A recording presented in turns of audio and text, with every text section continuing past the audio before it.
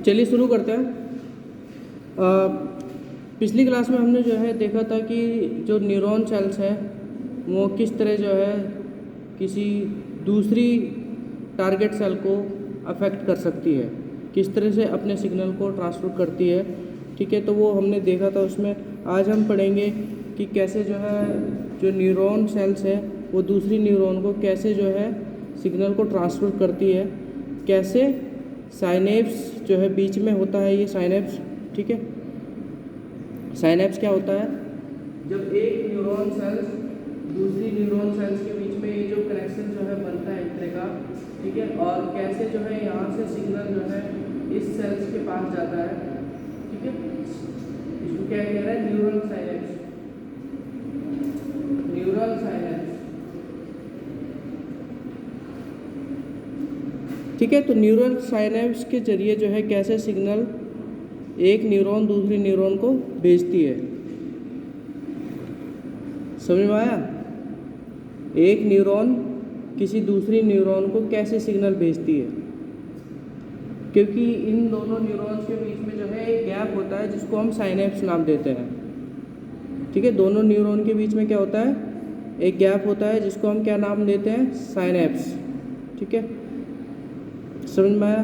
तो बेसिकली होता क्या है कि ये जो न्यूरॉन है इसको जिधर से सिग्नल आ रहा है उसको हम बोलेंगे प्री साइनेप्टिक न्यूरॉन, और जिधर सिग्नल जाएगा उसको हम बोलेंगे पोस्ट साइनेप्टिक न्यूरॉन। समझ में आएगा? ये क्लियर हो गया? जिधर से सिग्नल आया है उधर की सेल को हम क्या बोलेंगे?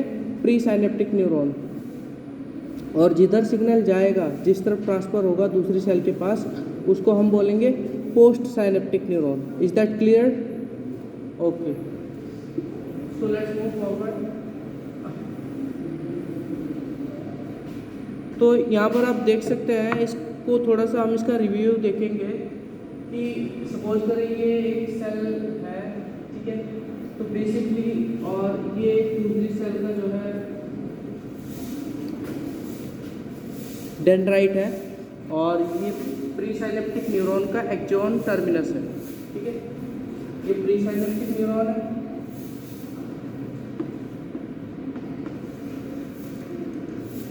और ये पोस्ट साइनेप्टिक न्यूरॉन है।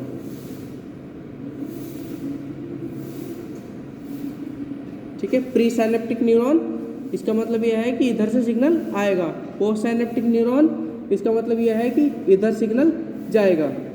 ठीक है, इधर से इधर की तरफ ट्रांसफर होगा, ना कि इधर से इधर की तरफ। ठीक है, इधर से इधर की तरफ होगा ट्रांसफर, ना कि पोस्ट से प्री की तरफ। प्री से हमेशा पोस्ट की तरफ जाएगा।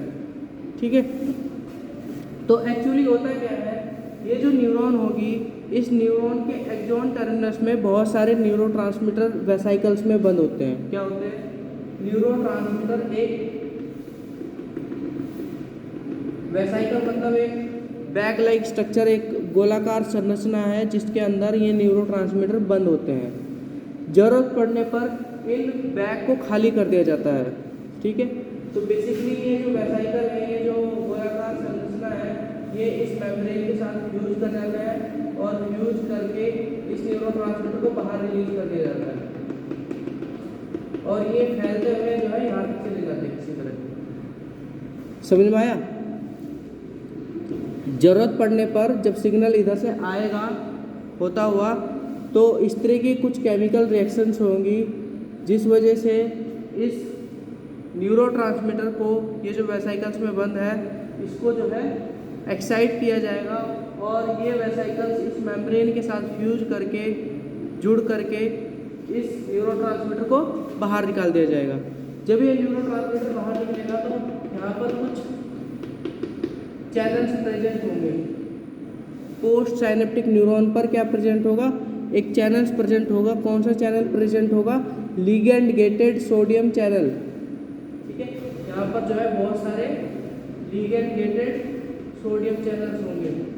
ठीक है, लिगेंड केमिस्ट्री में पढ़ा है ना आपने? Ligand gated sodium channel. Is that clear? ठीक है, ligand gated sodium channel chemistry में पढ़ा है ना, लिगेंड क्या होते हैं? कोई ऐसा प्रोडक्ट जो जा करके किसी रिसेप्टर से बाइंड करे, ठीक है। तो यहाँ पर रिसेप्टर कौन है, ये सोडियम चैनल, और लिगेंड कौन है, ये न्यूरोट्रांसमीटर। तो ये न्यूरोट्रांसमीटर जो होगा, न्यूरोट्रांसमीटर एक तरह का प्रोडक्ट है न्यूरॉन सेल द्वारा बनाया गया। तो ये जो न्यूरोट्रांसमीटर है ये जाकर के इस चैनल पर बाइंड करेगा एक तरह से, इस चैनल पर बाइंड करेगा, समझ में आया।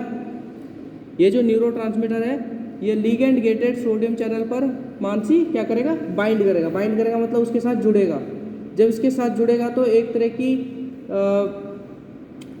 संरचना में जो है परिवर्तन आएगा, स्ट्रक्चर में जो है परिवर्तन आएगा। कैसा परिवर्तन आएगा कि ये चैनल्स जो है इनके गेट जो है खुल जाते हैं, इन चैनल्स के गेट जो है खुल जाते हैं, जिस वजह से सोडियम अंदर आने लगता है, सोडियम जो है अंदर आने लगता है, सोडियम अंदर की तरफ आने लगेगा, मतलब सोडियम की कंसंट्रेशन अंदर की तरफ बढ़ जाएगी, ठीक है। सोडियम की कंसंट्रेशन अंदर की तरफ बढ़ जाएगी। यहाँ तक सिर्फ आप इतना समझे, इसको हम बाद में डिटेल में पढ़ेंगे किस तरह से वो केमिकल रिएक्शंस होती हैं, किस तरह से जो है सोडियम के जो है गेट खुलते हैं, वो सब चीज़ें हम बाद में देखेंगे। कैसे वेसिकल्स जो है मेम्ब्रेन से फ्यूज़ करता है, ठीक है। यहाँ पर कैल्शियम का रोल भी होगा, ठीक है। तो वो सब चीज़ें होंगी, इसको हम बाद में रिव्यू देखेंगे इसका। फिलहाल हमने जो है एक स्टार्टिंग करी कि ये जो न्यूरॉन है ये कैसे एक्साइट हुई, कैसे इसके पास सिग्नल गया एक तरह से। तो हमने क्या पढ़ा यहाँ पर, प्री साइनेप्टिक न्यूरॉन में कुछ वेसाइकल्स बंद है, वेसाइकल्स हैं, उन वेसाइकल्स के अंदर कुछ न्यूरोट्रांसमीटर बंद है उस बैग के अंदर। ज़रूरत पड़ने पर उन बैग को खोला जाता है और उससे न्यूरोट्रांसमीटर निकाल के साइनेप्स में भेजे जाते हैं। साइनेप्स से होकर के वो गुजरते हैं और लिगेंड गेटेड सोडियम चैनल्स के पास जाते हैं। लिगेंड गेटेड सोडियम चैनल्स के पास जाकर के वो उस चैनल्स के साथ जुड़ते हैं और जुड़ने पर क्या होता है, सोडियम आयन अंदर की तरफ जाते हैं, सोडियम आयन उस न्यूरॉन सेल्स के अंदर चले जाते हैं। हमने सिर्फ यहाँ पर इतनी बात पढ़ी, ठीक है। तो कहने की बात यह है कि इस तरह से ये जो सिग्नल है दूसरी सेल के पास ट्रांसफ़र होता है। अब आपको ये पढ़ना है कि न्यूरॉन जो कोशिका होती है उस कोशिका में पोटेंशियल होता है। पोटेंशियल मतलब एक तरह का चार्ज, एक तरह की इलेक्ट्रिसिटी, एक तरह का चार्ज, एक तरह की इलेक्ट्रिसिटी, ठीक है। तो आपको चार तरह का पोटेंशियल या चार तरह की अवस्थाएं, स्टेट देखने को मिलेगी इसमें। सबसे पहला है रेस्टिंग पोटेंशियल, मतलब जो पोटेंशियल हमेशा रहता है। रेस्टिंग पोटेंशियल मतलब आरामदायक अवस्था में जो भी पोटेंशियल उस न्यूरॉन सेल का रहता है। फिर डीपोलराइजेशन होता है और फिर एक्शन पोटेंशियल होता है। सबसे पहला क्या है, रेस्टिंग पोटेंशियल।